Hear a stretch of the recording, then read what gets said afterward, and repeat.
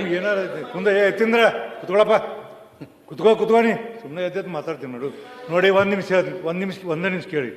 ನೀವು ಇಲ್ಲ ಅನ್ಯಾಯ ಆಗಿದೆ, ಜನರ ಹಕ್ಕನ್ನು ಮುರಿದಾರ, ನ್ಯಾಯಾಂಗ ತನಿಖೆ ಆಗ್ಬೇಕಂತ ನೀವು ಕೇಳ್ತೀರಿ, ಹೌದಲ್ಲ?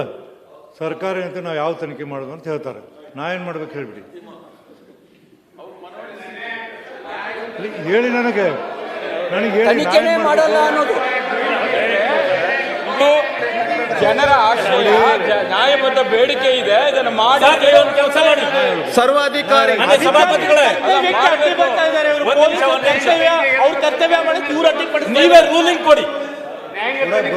ನೀವು ರೂಲಿಂಗ್ ಕೊಡಿ. ಏನು ನೀವು ನಮ್ಮ ರಕ್ಷಣೆಗೆ ಬರಬೇಕು. ಅಲ್ಲ, ನೀವು ನಮ್ಮ ರಕ್ಷಣೆಗೆ ಬರಬೇಕು. ಈಗ ನೀವು ರೂಲಿಂಗ್ ಕೊಡಿ. ಸರ್ಕಾರ ಕೊಡ್ರಿ. ಡಿಸೋಜ ನಿನಗೆ ಏನು ಬುದ್ಧಿನೇ ಇಲ್ಲ, ನಿನಗೆ ತಲೆ ಮೆದುಳೈತಿಲ್ಲ ನಿನಗೆ. ಯಾಕೆ ಹೇಳ್ತೀರಿ? ಕಿಮ್ಮತ್ ಕೊಡಿ ಸ್ವಲ್ಪ ಈ ಸದನ ಇದಕ್ಕೆ ಚೇರಿಗೆ. ನೋಡಿ, ನಾನು ಹೇಳ್ತೀನಿ ಇನ್ನೊಂದು ಸರಿ ಹೇಳ್ತೀನಿ. ಅವರು ನೀವು ಇಂಥ ಪ್ರಶ್ನೆ ಕೇಳಿರಿ, ನ್ಯಾಯಾಂಗ ತನಿಖೆ ಆಗಬೇಕು, ಅನ್ಯಾಯ ಆಗಿದೆ. ಅವ್ರು ಏನೂ ಆಗಿಲ್ಲ ಕೊಡೋದಿಲ್ಲ ಅಂತಾರೆ.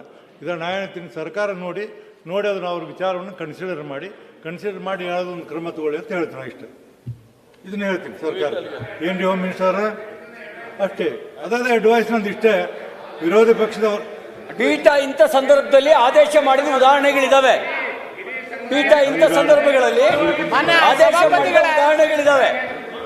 ಸರ್ಕಾರದ ಕಿವಿಯಿಂದ ಪೀಠನೂ ಮಾಡಬೇಕು. ಈಗ ಸರ್ಕಾರ ಸರ್ವಾಧಿಕಾರಿಯಾಗಿ ಕಿವಿಯಿಂದ ಪೀಠ ಮಾಡಬೇಕು.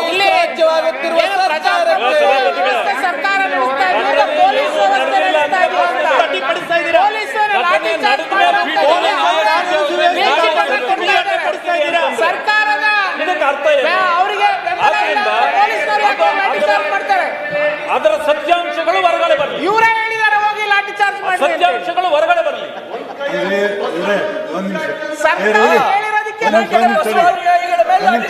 ತಡಿ ತಡಿಯಪ್ಪ. ರವಿ ಸಿಟಿ ರವಿ ಒಂದು ನಿಮಿಷ. ಹಿಂಗ್ಯಾಕಾದ್ರೆ ನೀವೆಲ್ಲ ಅಲ್ಲಿ ಎಲ್ಲ ಇವರು ನೋಡಿ, ನೀವು ಆ ಡಿಸಿಪ್ಲಿನ್ ಜನ, ಇಷ್ಟೆಲ್ಲ ಡಿಸಿಪ್ಲಿನ್ ಜನ ಹಿಂಗ್ಯಾಕೆ ಮಾಡಾಕತ್ತೀರಿ ನೀವೆಲ್ಲ? ಅಲ್ಲ, ಡಿಸಿಪ್ಲಿನ್ ಈ ತರ ಇಂಡಿಸಿಪ್ಲಿನ್ ಏನು ಯಾರು ಹೇಳೋರಿಲ್ಲ. ಡಿಸಿಪ್ಲಿನ್ ಆಗೇ ಕೇಳ್ತಿದಾರಲ್ಲ ನಮ್ಮವರು. ಮತ್ ಕೇಳಿ, it is also A discipline. ನೋಡಿ ಕೇಳಿ, ಒಂದು ನಿಮಿಷ ಕೇಳಿ. ಡಿಸಿಪ್ಲಿನ್